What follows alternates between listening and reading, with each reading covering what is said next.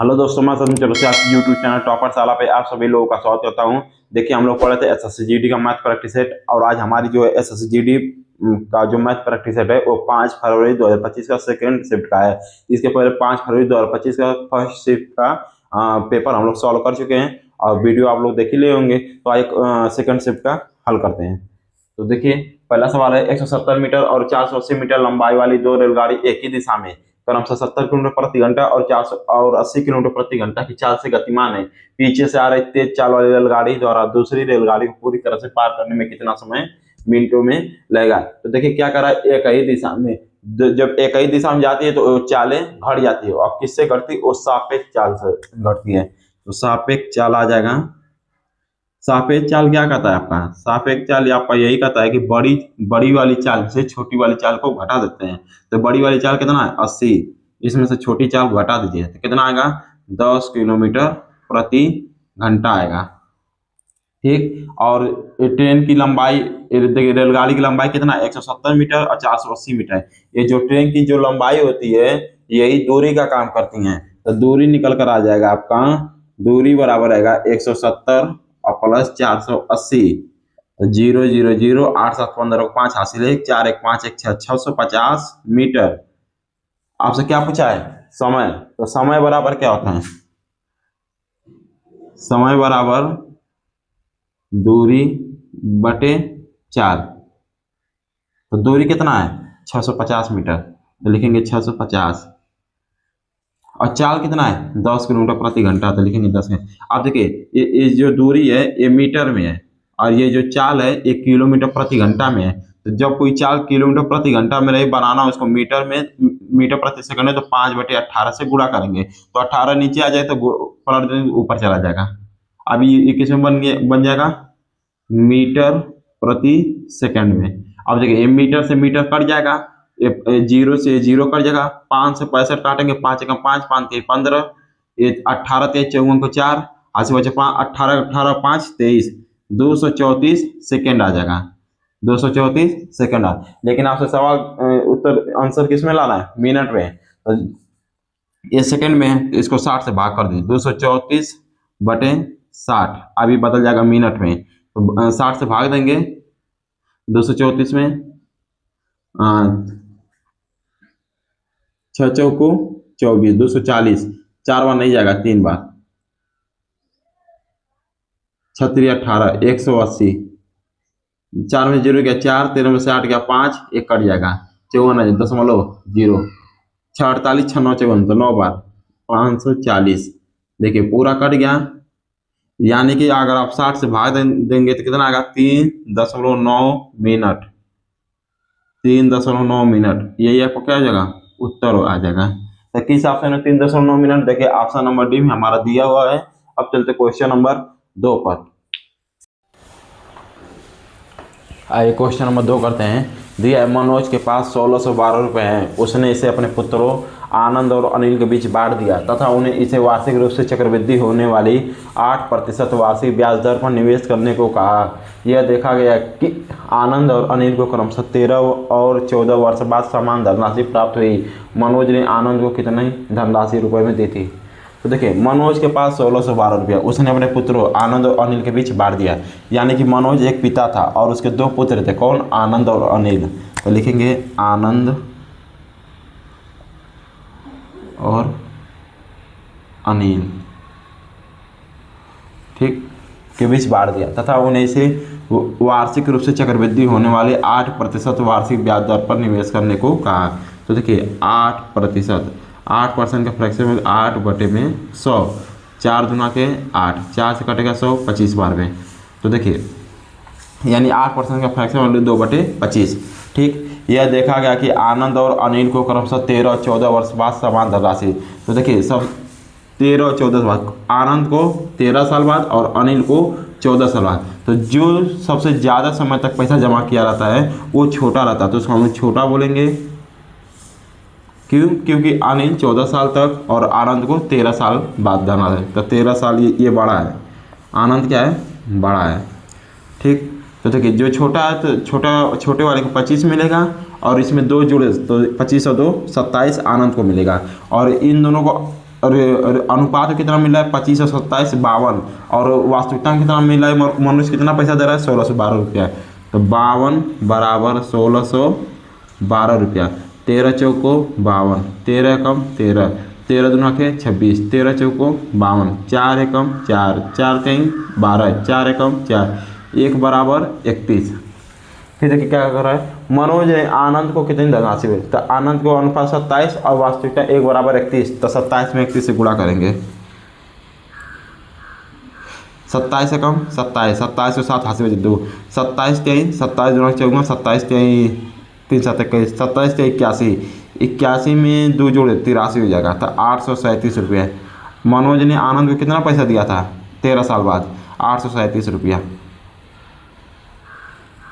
Option number B हमारा सही जवाब है। अब चलते क्वेश्चन नंबर 3 पर।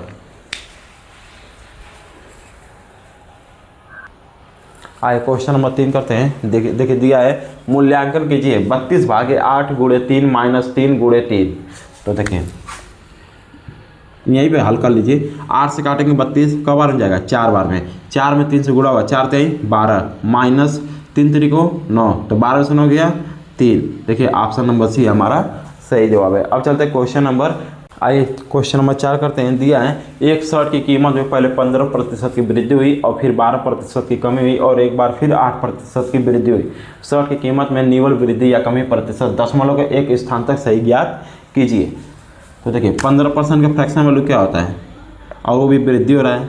तो 15% का फ्रैक्शन वैल्यू 3/20, यानी कि पहले इसकी कीमत 20 थी लेकिन 3 की वृद्धि हो गई तो कितना हो गया 23।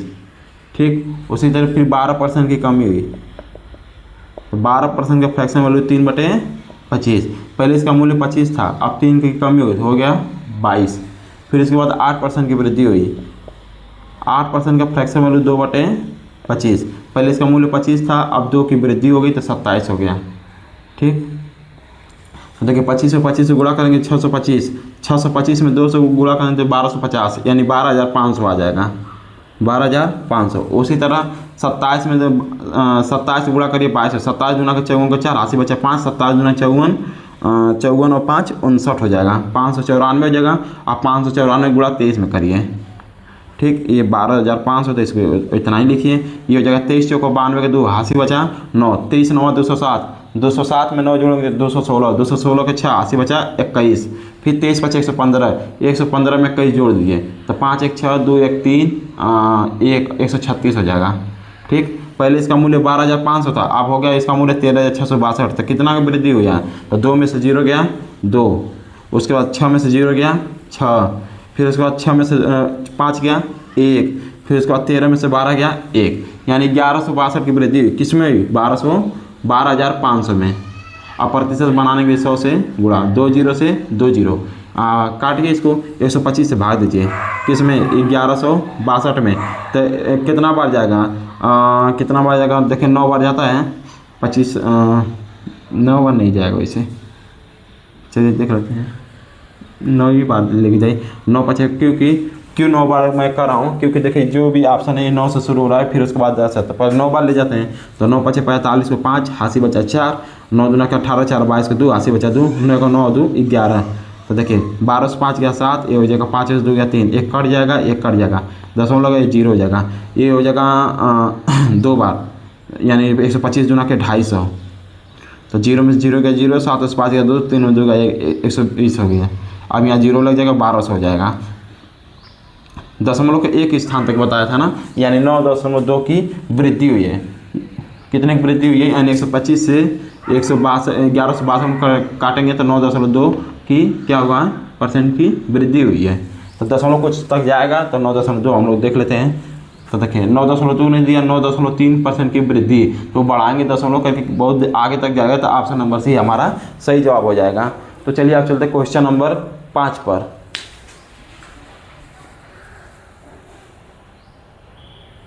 आइए क्वेश्चन नंबर 5 करते हैं। दिया है, 2 स्टेशन ए और बी एक दूसरे से 370 किलोमीटर की दूरी पर हैं।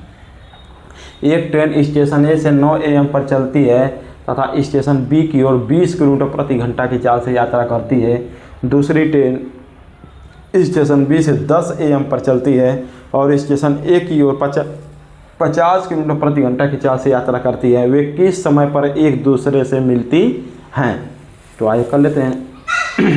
देखिए दिया है 2 स्टेशन ए और बी एक दूसरे से 370 किलोमीटर की दूरी पर हैं।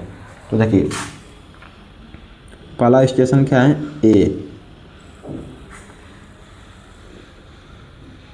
और दूसरा स्टेशन बी, और एक दूसरे से 370 किलोमीटर की दूरी पर है। यानी कि इन दोनों स्टेशन के बीच की दूरी कितनी है?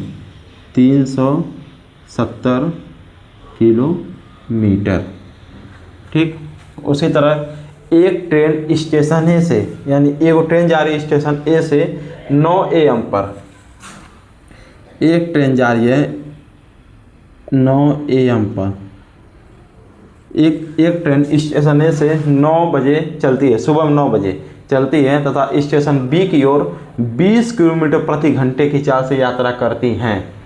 यानी कि 9 AM पर चली है और इसकी जो स्पीड है वो कितना है? 20 किलोमीटर प्रति घंटा की चाल से यात्रा करती है। दूसरी ट्रेन स्टेशन बी से 10 AM पर चलती है, दूसरी ट्रेन स्टेशन बी से 10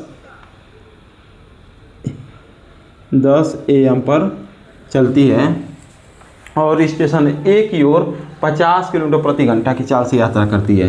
ये जो ट्रेन स्टेशन बी से आ रही है ए की तरफ, इसकी चाल है 50 किलोमीटर प्रति घंटा। ठीक, तो देखिए जो स्टेशन ए से ट्रेन जा रही है वो 9 बजे चल रही है और जो स्टेशन बी से चल रही है वो 10 बजे। तो बताइए जो 9 बजे चल रही है तो वो तो 1 घंटे में कितना किलोमीटर दूरी चलेगी? 20 किलोमीटर। तो ये 1 घंटे तक तो चलेगी ना, तभी तो जब 1 घंटे तक मान लीजिए अगर ये 20 किलो यहाँ से लेके यहाँ तक कितना है इसकी दूरी? 20 किलोमीटर।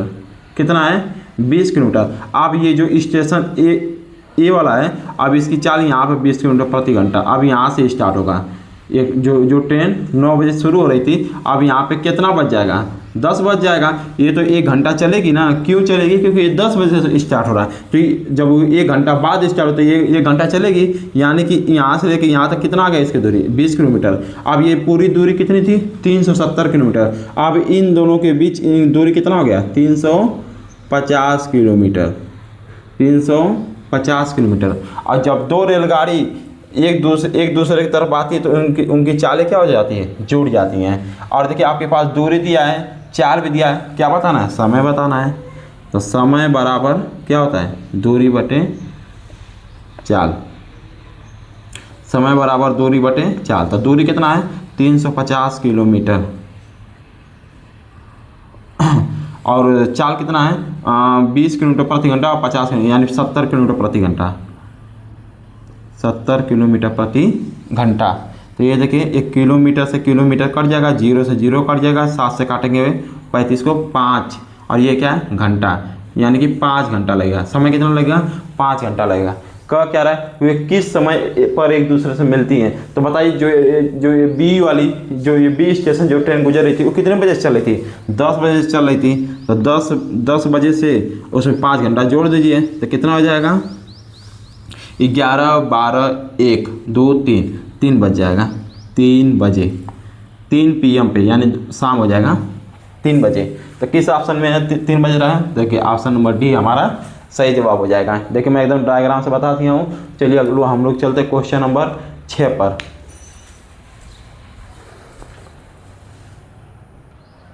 आइए क्वेश्चन नंबर 6 करते हैं। दिया एक समूह में 30 विद्यार्थी की औसत आयु 18 वर्ष है।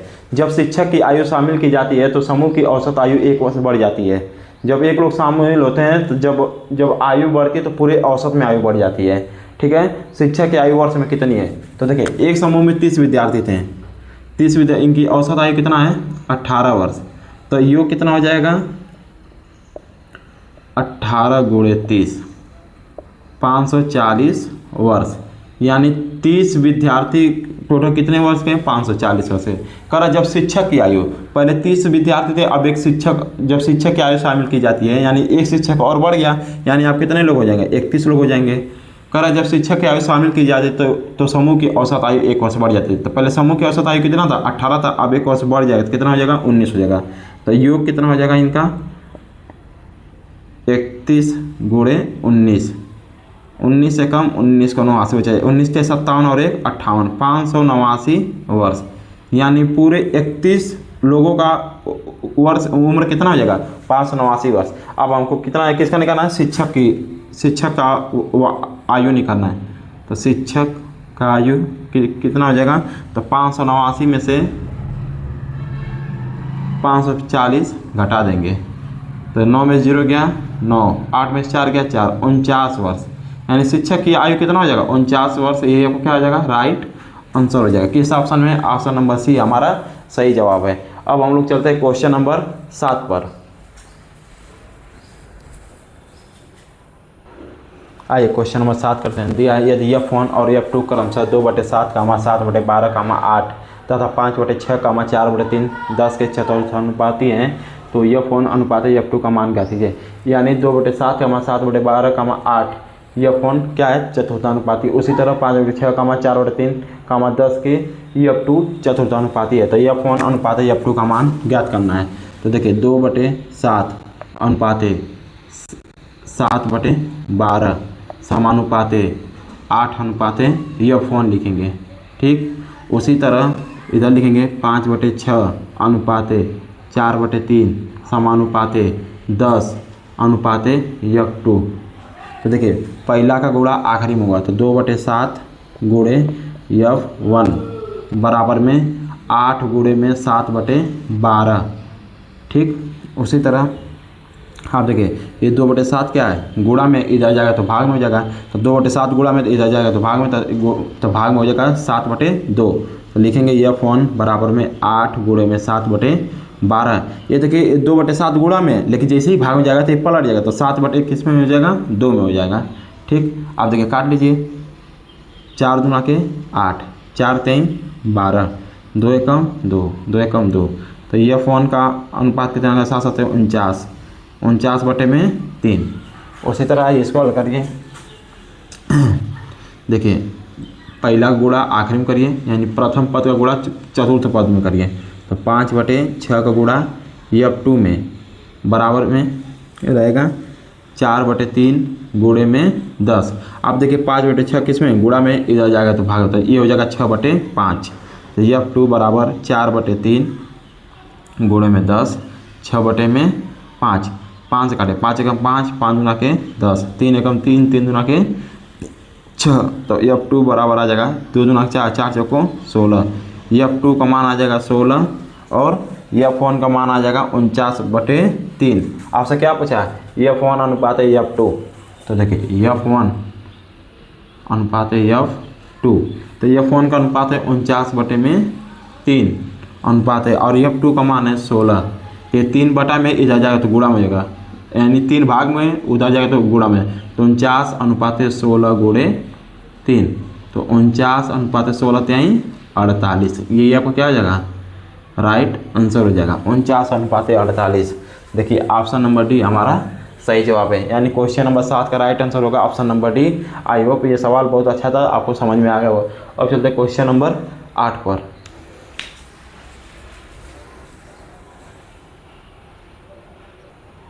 आइए क्वेश्चन नंबर 8 करते हैं। दिया है निम्नलिखित का मान ज्ञात कीजिए।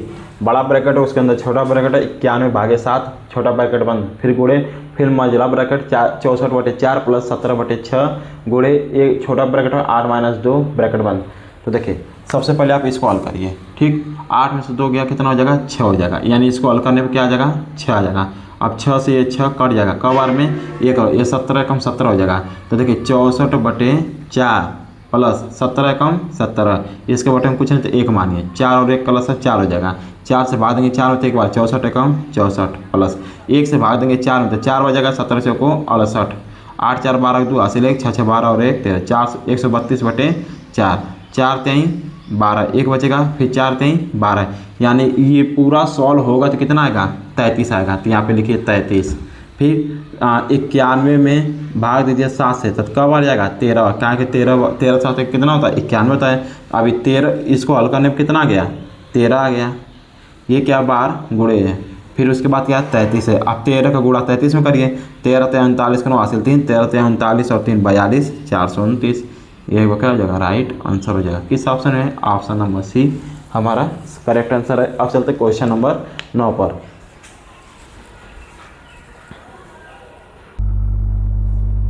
आइए क्वेश्चन नंबर 9 करते हैं। दिया है किसी निश्चित कार्य को करने के लिए ए और बी बारी बारी से एक एक दिन छोड़कर कार्य करते हैं, जिसमें बी पहले दिन कार्य करना शुरू करता है। ए अकेले उस कार्य को 22 दिनों में पूरा कर सकता है। यदि कार्य 11 से 1/2 दिन में पूरा हो जाता है तो बी अकेले मूल कार्य का 3/4 भाग कितने दिन में पूरा करेगा। तो देखिए काम की शुरुआत पहले किसने किया, जिसमें बी पहले दिन कार्य करता है। देखिए अब कुल काम ए और बी मिलकर कितना दिन में खत्म कर रहे हैं, 11.5 दिन में, यानी 11 से 1/2 दिन में क्या हो रहा है, काम खत्म हो जा रहा है।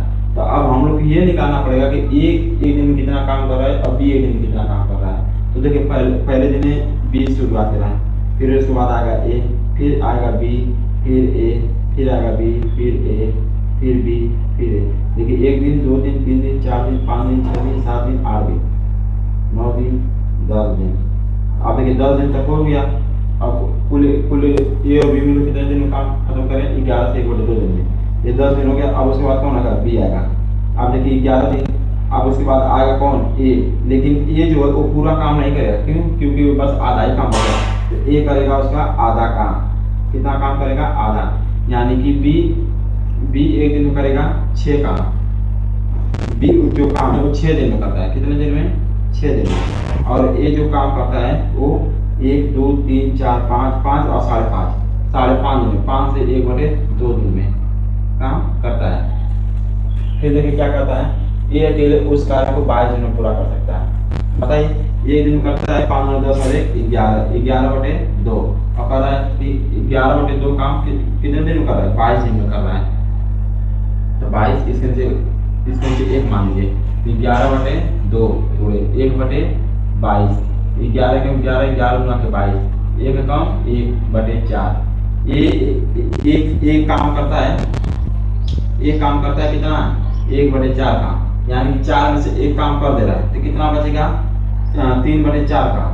कितना का, अब वो कौन करेगा, ये बी करेगा। अब 3/4 काम कौन करेगा, बी। तो 6 दिन में कर रहा है बी 3/4 काम। आपने क्या पूछा है, तो अकेले मूल कार्य का 3/4 भाग कितने दिन में करेगा। तो बताइए 3/4 भाग बी कितने दिन में कर रहा है, 6 दिन में कर रहा है। हमारा 6 भी सही जवाब हो जाएगा। तो चलिए अब चलते क्वेश्चन नंबर 10 पर।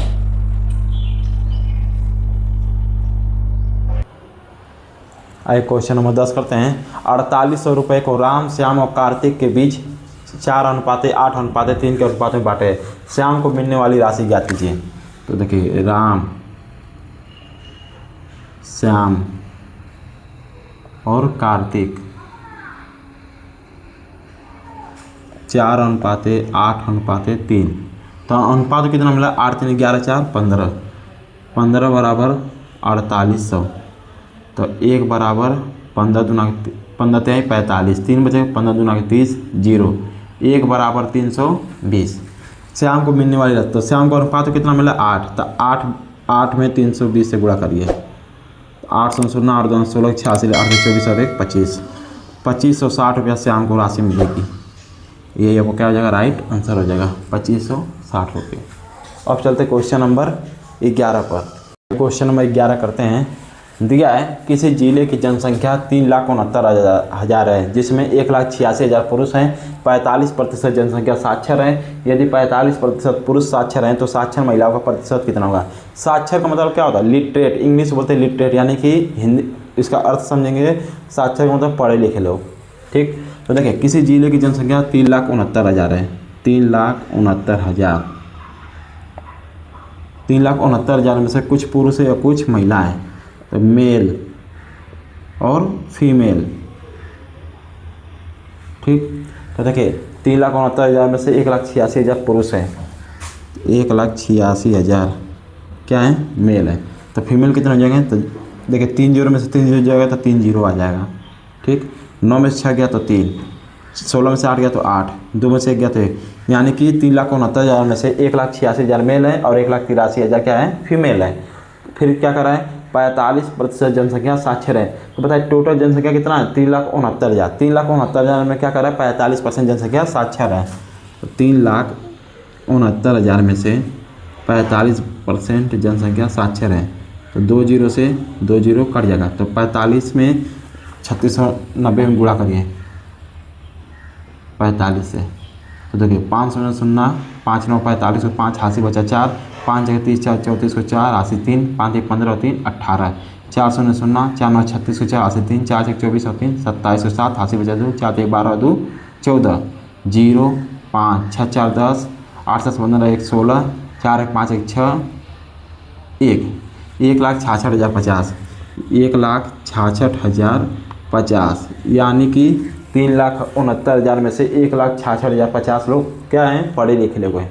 फिर क्या कर रहे हैं यदि 45% पुरुष साक्षर हैं तो बताइए पुरुष कितने हैं टोटल 1,86,000 1,86,000 में से 45% बस पुरुष क्या हैं वो भी पढ़े लिखे हैं। तो 45/100 2 जीरो से 2 जीरो कट जाएगा। अब 1860 का गुणा करिए 45 में 1860 का गुणा करिए 45 में 5 शून्य शून्य 5 जगह 30 को 0 80 बचा 3 5 9 40 और 3 43 और 3 80 4 5 1 5 4 9 4 शून्य शून्य 4 से 24 को 4 80 बचा 2 4 8 32 और 2 34 को 4 80 3 4 1 4 और 3 7 0 0 4 3 7 9 4 13 को 3 80 7 1 8 83,700 यानी कि 1,86,000 में से 83,700 क्या है ये पुरुष पढ़े लिखे हैं। ठीक अब बताइए टोटल पुरुष कितने पढ़े लिखे थे 1,66,050 उसमें से पुरुष कितने पढ़े लिखे हैं 83,700। तो 83,700 लोग कितने में से पढ़े लिखे हैं 1,66,050 में से। तो घटा देंगे तो ये पता चल जाएगा कि महिला कितने पढ़े लिखे लोग हैं। टोटल में से पुरुष को घटा देंगे क्या आएगा महिला का। तो 0 में से 0 गया 0 5 से 0 गया तो 5 10 से 7 गया तो 3 5 से 3 गया तो 2 16 में से 8 गया तो 8 यानी कि 82,350 क्या है ये महिला है। यानी कि ये फीमेल कितनी पढ़ी लिखी हैं 82,350 कितने में से 1,83,000 में से। तो 82,350 लोग महिला क्या हैं पढ़ी लिखी लोग हैं कितने में से 1,83,000 में से। अब प्रतिशत बनाने के लिए 100 से गुणा 1 0 से 1 0 1 0 से 1 0 1 0 से 1 0। अब 183 से भाग दीजिए 82,135 में। तो 183 से भाग दीजिए 8 या 235 में कब आ जाएगा 4 बार ले जाइए। तो देखिए 4 3 12 12 का 2 क्यों मैं 4 बार ले गया हूँ। तो देखिए जो भी ऑप्शन शुरू हो रहा है 4 से शुरू हो रहा है। तो 4 3 12 का 2 80 लगे 4 और 32 और 1 33 3 80 3 4 4 और 3 7 3 में 2 गया 1 12 से 3 गया 9 1 कट जाएगा 1 15 हो जाएगा। फिर कितना बार जाएगा 5 बार ले जाइए। तो 5 3 15 को 5 हासिल बचा 1 5 9 40 और 1 41 1 हासिल 4 5 में 5 4 9 ये भी कट जाएगा ये भी कट जाएगा ये भी। यानी 183 से भाग देंगे 82,135 में। तो 45% महिला क्या है पढ़ी लिखी है। ये आपका क्या हो जाएगा राइट आंसर हो जाएगा। ऑप्शन नंबर ए हमारा सही जवाब हो जाएगा। तो चलिए देखिए एकदम बेसिक से बताएं इसलिए समय लगाएं। अब हम लोग चलते हैं क्वेश्चन नंबर 12 पर। आइए क्वेश्चन नंबर 12 करते हैं। दिया एक व्यापारिक क्रय मूल्य से 20% अधिक मूल्य अंकित करता है तथा 20% की छूट देता है। लाभ या हानि प्रतिशत ज्ञात कीजिए। तो देखिए मान लीजिए उसका मूल्य 100 रुपया था। कितना था 100 रुपया। अब वो 20% अधिक मूल्य अंकित कर रहा है। तो 100 का 20% निकालेंगे तो 20 होगा। तो यानी कि 100 में 20 जोड़ तो 120 हो जाएगा। ठीक उसी तरह फिर 20% छूट देता है। तो 120 का 20% छोड़ देंगे। देखिए 120 का 20% छोड़ देते हैं 2 0 2 0 12 दूना के 24। तो 120 में 24 घटाएं तो कितना आ जाएगा 96। पहले मूल्य कितना था 100 अब कितना हो गया 96। कितना कम है 4 कम है 4 कम है किस पर 100 पे। अब प्रतिशत बनाने 100 से गुणा 100 से 100 कट जाएगा कितना बचेगा 4% की कमी। 4% की कमी किस ऑप्शन में है यानी हानि। ऑप्शन नंबर बी हमारा सही जवाब है। और देखिए एक तरीका और बता रहा हूँ जब ऐसा सवाल है यानी 20% का अधिक लाभ हो और 20% का छूट यानी हानि हो तो 20 गुणे 20 करते हैं 20 गुणे 20 और बटे 100 और 2 0 से 2 0 कट जाएगा 2 दूना के 4% की हानि। आप कहेंगे सर हानि कैसे होगा जब कभी भी एक बार लाभ हो और एक बार हानि है, तो हमेशा हर कंडीशन में वो क्या होगा, हानि ही होता है। तो 4% की हानि। तो चलिए क्वेश्चन नंबर 12 का राइट आंसर होगा ऑप्शन नंबर बी। अब चलते क्वेश्चन नंबर 13 पर। आइए क्वेश्चन नंबर 13 करते हैं। दिया निम्नलिखित का मान ज्ञात कीजिए। बड़ा बड़ा ब्रैकेट, उसके अंदर छोटा ब्रैकेट 44/4 छोटा ब्रैकेट 1 गुणे मझला ब्रैकेट 48/8 प्लस 21/5 गुणे छोटा ब्रैकेट 7-2 ब्रैकेट 1, फिर मझला ब्रैकेट 1, फिर बड़ा ब्रैकेट 1। तो देखिए पहले सबसे पहले हल करते हैं छोटा ब्रैकेट। 7 में से 2 गया 5, यानी इसको हल करेंगे तो 5 आएगा। अब ये 5 से 5 कट जाएगा एक बार में, तो ये आ जाएगा 48/8 प्लस 21 में 1 से गुणा 21 से कम 21, इसके नीचे कुछ नहीं तो हम लोग 1 मानेंगे। 8 और 1 प्लस 8 आ जाएगा। 8 से भाग देंगे 8 में तो एक बार, 48 से कम 48, फिर प्लस 1 से भाग देंगे 8 में तो 8 बार, 21 8 168, 8 और 8 16 के 86, लेख 6 4 10 11 के 88, लेख 1 और 1 2, फिर बटे 8, 8 से काटेंगे 8 9 16, 8 7 56, यानी कि इसको हल पूरा करने में कितना आ गया 27 आ गया था। हम लोग यहाँ पे 27 लिखते हैं। 4 से काटेंगे 44, 11 बार में कटेगा तो 11 गुणे 27 हो जाएगा। तो ये 27 से कम 27 के साथ हासिल बचा 2, 27 से 27 से 2 29, 297 हमारा उत्तर हो जाएगा। किस ऑप्शन में? ऑप्शन नंबर डी हमारा सही जवाब हो जाएगा। अब चलते क्वेश्चन नंबर 14 पर।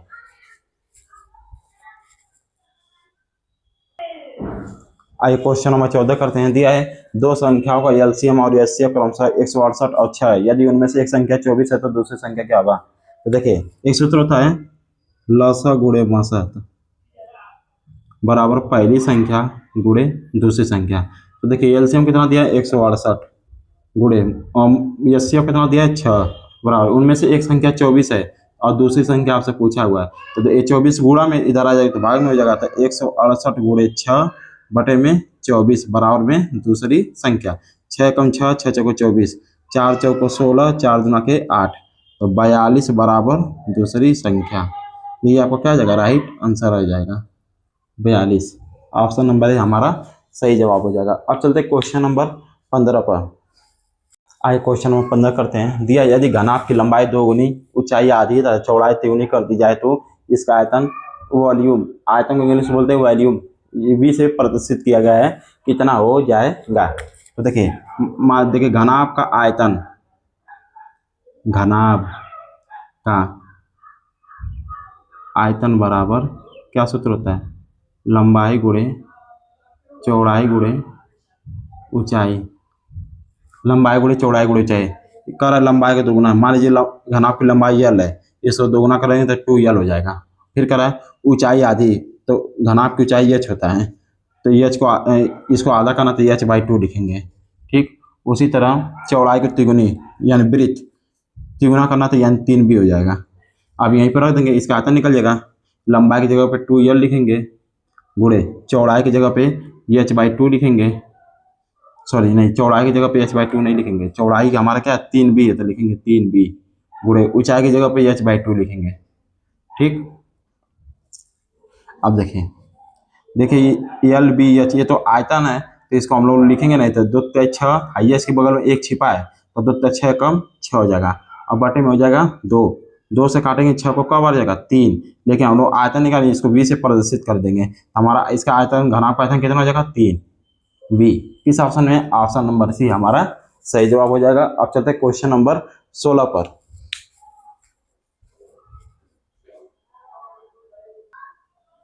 आइए क्वेश्चन नंबर 16 करते हैं।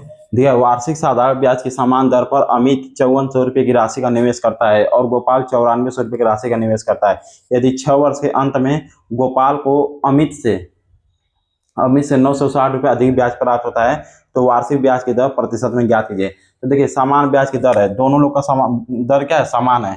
तो देखिए गोपाल कर रहा है 9400 रुपये का निवेश कर रहा है और अमित कर रहा है 5400 रुपये का, और समय दिया 6 साल। तो देखिए इससे कितना ज़्यादा निवेश कर रहा है, तो 9400 में से 5400 घटा दीजिए, 2 जीरो आ जाएगा, 4 में से 4 गया 0 आ जाएगा, 9 से 5 के 4000 पे दर पूछ रहा है ना, तो आपको आर लिखना पड़ेगा। और समय कितना दिया है 6 साल, बटे में आ जाएगा 100। और कितना ज़्यादा निवेश कर रहा है 960 रुपये, बराबर में 960 लिखेंगे। 0 से 0, 0 से 0, ठीक, फिर 0 से 0 कट जाएगा, फिर 6 से काटेंगे 16 6 96 हो जाएगा, फिर 4 से काटेंगे 4 चौको 16 हो जाएगा। तो आर बराबर आ जाएगा 4%। यही आपका क्या हो जाएगा, राइट आंसर हो जाएगा। ऑप्शन नंबर है हमारा सही जवाब हो जाएगा।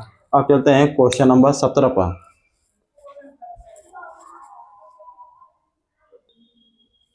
हाँ, ये क्वेश्चन नंबर 17 कर दिया है। एक बेईमान दुकानदार अपने सामान को क्रय मूल्य पर बेचने का दावा करता है, हालांकि वो एक ऐसे बाट का उपयोग करता है जिसका वजन वास्तव में उस पर लिखे वजन से 21% कम है। उसका लाभ प्रतिशत ज्ञात कीजिए।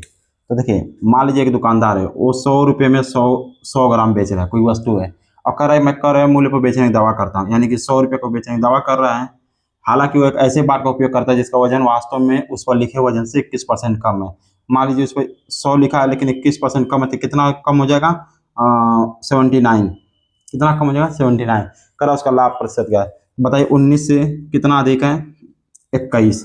21 अधिक है किस पर, 79 पे, और प्रतिशत बनाएंगे 100 से गुणा। तो 21 में 100 से गुणा कर 2100 और बटे 79 आ जाएगा। अब 79 से भाग देंगे 2100 में, कब आ जाएगा, 2 बार। 2 9 18 को 88 से 1 दूसरा 14 और 1 15। 10 से 8 गया 2, 10 से 5 गया 5, ये कट जाएगा, ये 0 आ जाएगा। फिर ये कब आ जाएगा,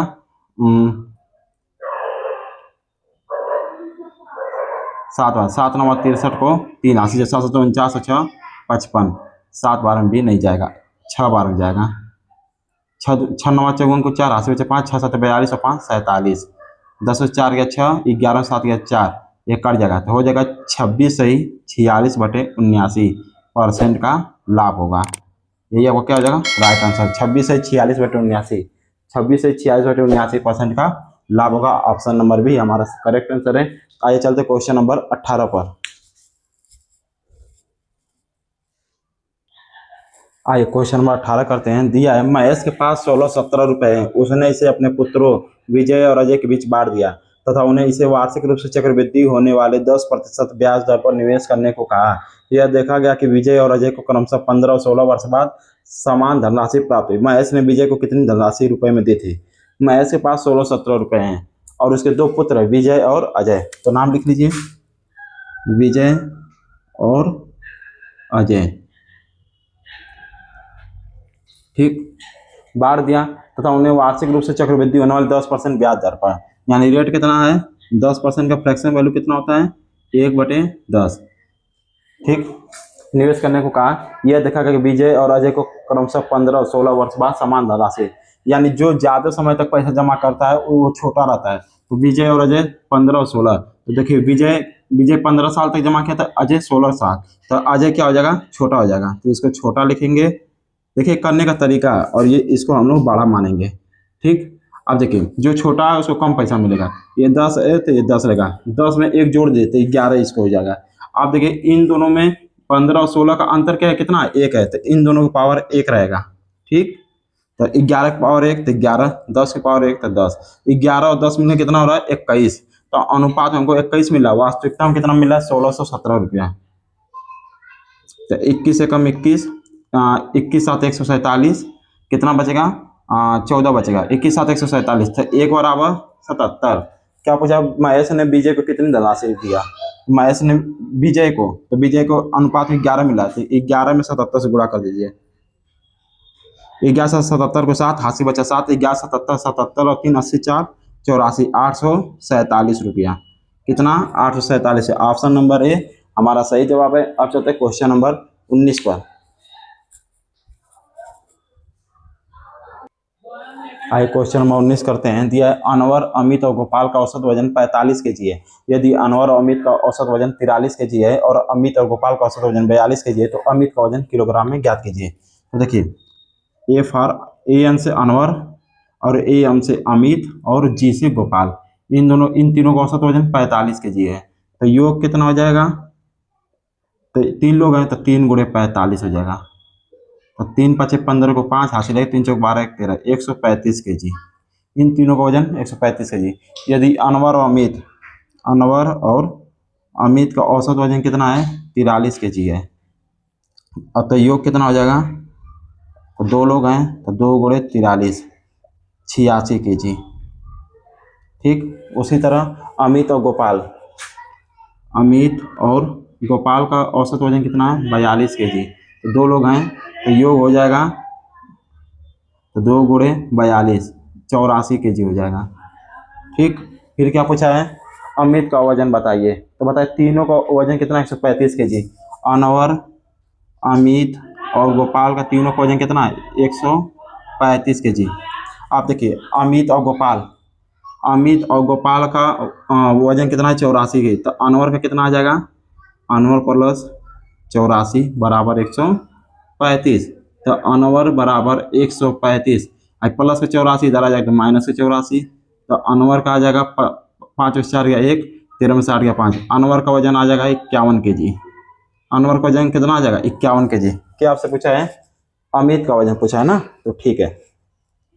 तो देखिए अनवर और अमित का वजन कितना है, 86 kg है। और अनवर का वजन कितना आ गया, 51 प्लस अमित बराबर 86। तो अमित बराबर 86, 51 प्लस का इधर जाएगा तो माइनस का 51। तो अमित का वजन आ जाएगा 6 में से गया 5, 8 में से 5 गया 3। तो अमित का वजन आ जाएगा 35 kg। और यही आपका क्या हो जाएगा, राइट आंसर हो जाएगा 35 kg। ऑप्शन नंबर डी हमारा करेक्ट आंसर है। अब चलते हैं क्वेश्चन नंबर 20 पर। आइए क्वेश्चन नंबर 20 करते हैं। दिया एक दुकानदार ने 500 रुपये में एक वस्तु खरीदी, 28% के लाभ पर प्राप्त करने के उस वस्तु को किस मूल्य पर बेचा जाना चाहिए। तो देखिए एक दुकानदार ने 500 रुपये में एक वस्तु खरीदी, तो 500 रुपये में कोई वस्तु खरीद रहा है, उसको 28% लाभ चाहिए, यानी 128 पर। तो कर किस मूल्य पर बेचा जाना, 28% लाभ प्राप्त करने के लिए वस्तु किस मूल्य पर बेचा जाए। अब बटे में हो जाएगा 100, 0 से 0, 0 से 0, 12 शून्य शून्य, 12 पचे 60, 600। एक दुकानदार ने 500 रुपये एक वस्तु खरीदी, ठीक, 28% लाभ प्राप्त करने के लिए उसे वस्तु को किस मूल्य पर बेचा जाना चाहिए। तो क्या दिक्कत है, अरे यार 120 से गुणा कर दिया, 128 रहेगा ना, 28% लाभ तो 128 रहेगा। तो देखिए 2 0 से 2 0 कट जाएगा। अब 5 9 40 0, 80 बचा 4, 5 9 10 और 4 14 4, 80 1, 5 में 5 और 1 6, 640 रुपये में बेचेंगे तो उसको 28% का लाभ प्राप्त हो जाएगा। ऑप्शन नंबर सी हमारा करेक्ट आंसर है। तो चलिए हमारा ये वाला प्रैक्टिस सेट कंप्लीट हो गया। 28 फरवरी 2025 नहीं सॉरी 5 फरवरी 2025 सेकंड शिफ्ट का पेपर सॉल्व हो गया। अब इसके बाद जो वीडियो आएगी वो हमारी 5 फरवरी 2025 की सेकेंड शिफ्ट थर्ड का पेपर सॉल्व करेंगे। तो चलिए अगर आपको ये वीडियो अच्छा लगे तो वीडियो को लाइक करिए, चैनल को सब्सक्राइब करिए। और एसएससी जीडी का एग्जाम होने वाला है, अगर आप इस मैथ का प्रैक्टिस लगा कर जाएंगे तो आपका मैथ इंप्रूव होगा। मिलते हैं नेक्स्ट वीडियो में। जय हिंद।